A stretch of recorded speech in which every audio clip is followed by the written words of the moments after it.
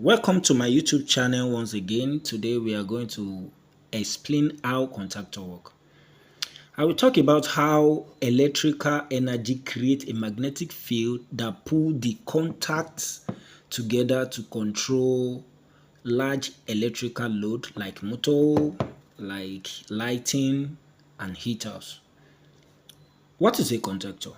A contactor is electrical switch which is used to connect or disconnect load. Contactor that you are seeing, they are designed for high power switching application. And we have some devices that are low power switching application like relay. Let's open it up and let's see some key parts of this contactor. I'm going to use this one, but if you see right here, you can see a screw. This is the screw to open this one, but we are using this one and it's easy to open. So you will just press this down and then press the other part down, and then you can see that it has been easily opened up. So let's talk about the parts. First is, this is the coil of this contactor. We have movable armature. It's called movable armature or movable core. And this is fixed core or fixed armature. How does this thing works? Okay, the last one is spring return or return spring. Whatever you call it, spring return. This is spring return. How does all these components works that make a contactor functions?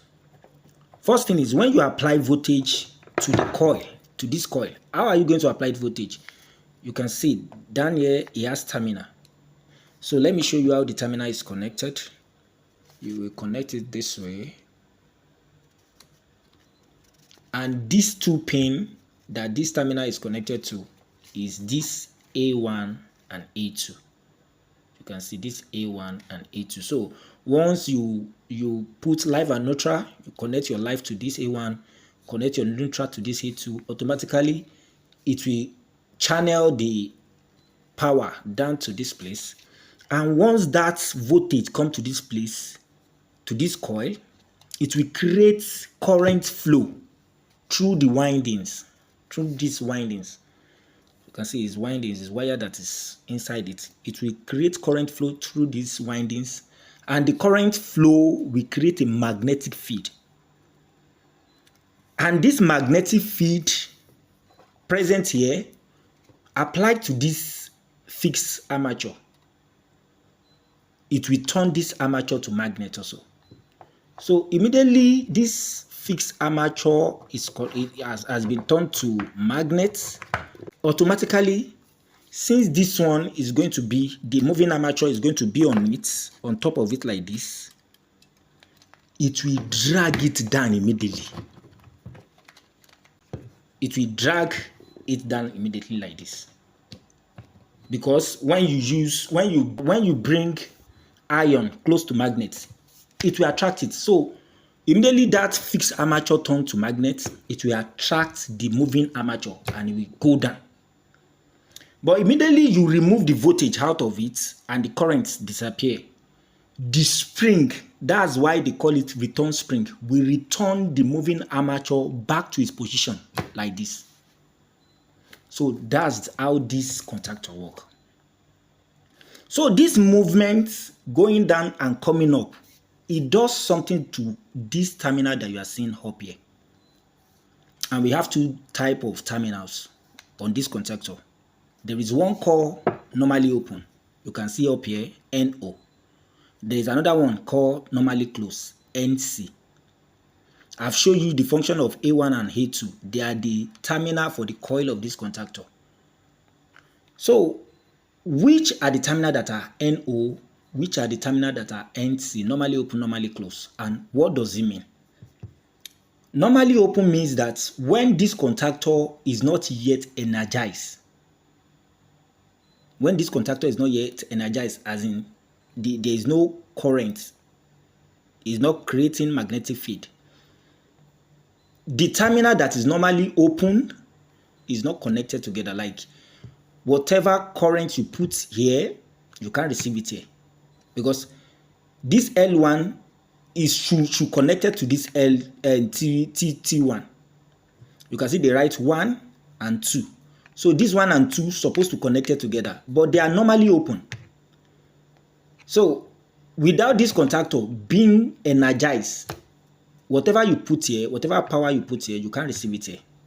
That's normally open. And normally closed means that when this contactor is not yet energized, it's closed. So whatever you put here, you will automatically receive it here. Let me show you the practical part of it. We are going to make use of multimeter, and we are going to use continuity. Hear the sound. Can you hear a sound? So we are using continuity, and I told you this L1, which is 1, and 2 and T1, they are normally open. So let's see whether it's going to make any sound. You see that it doesn't make any sound. But let's press down this contactor. Can you see that? So that's how you can find out normally open. Same thing here.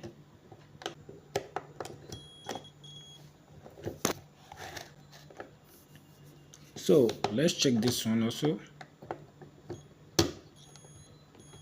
You can see until I press this contactor down, that's when it connects.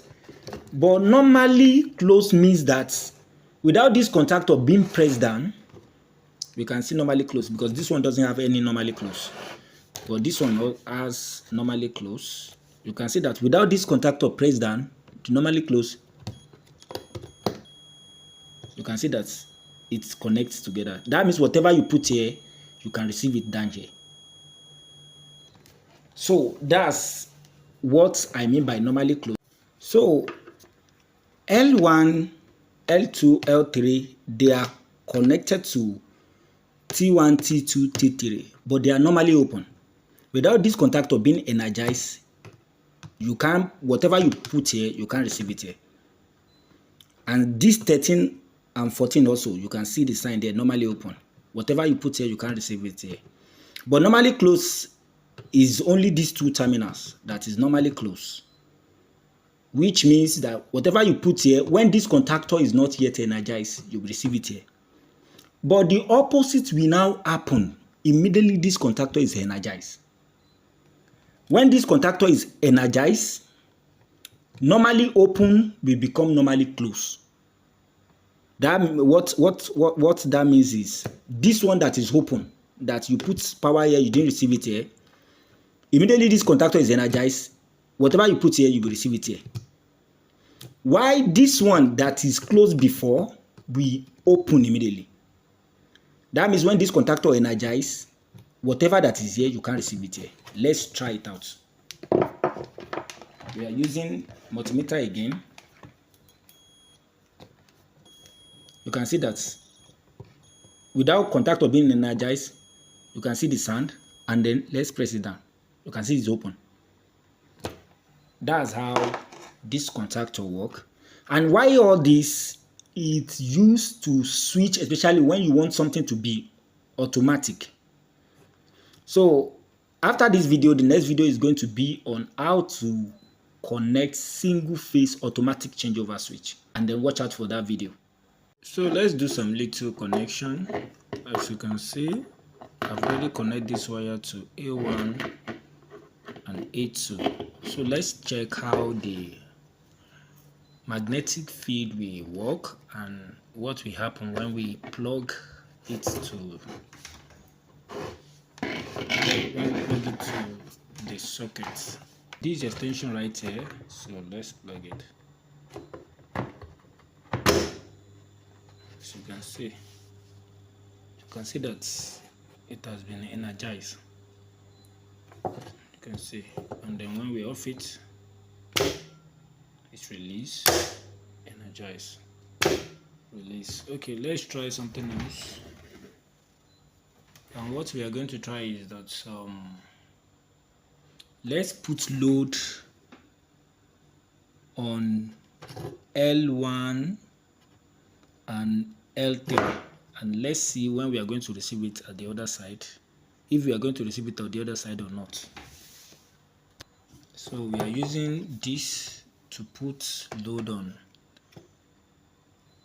L3 and L1. So it's go like this. So we have put these two to L1 and L2. So let's put it on lights on another socket. Let's see what is going to happen. So it has been powered. So what I do here is that I connect this to the input and the output of T1 and T3. I use this load. If you remember this alarm in our last video, I've shown you how it works. So let me remove the power source out of it. You can see the contactor is energized. Let me remove it. So let's plug the contactor. Okay, let's first plug this. One thing you will notice that we have plugged it, but the alarm is not stop shouting because the power has not been passed from here to this other side. So let's energize the contactor. You can see that automatically stop because the normally open has now become closed. And when the contactor is not energized, the normally open will be open.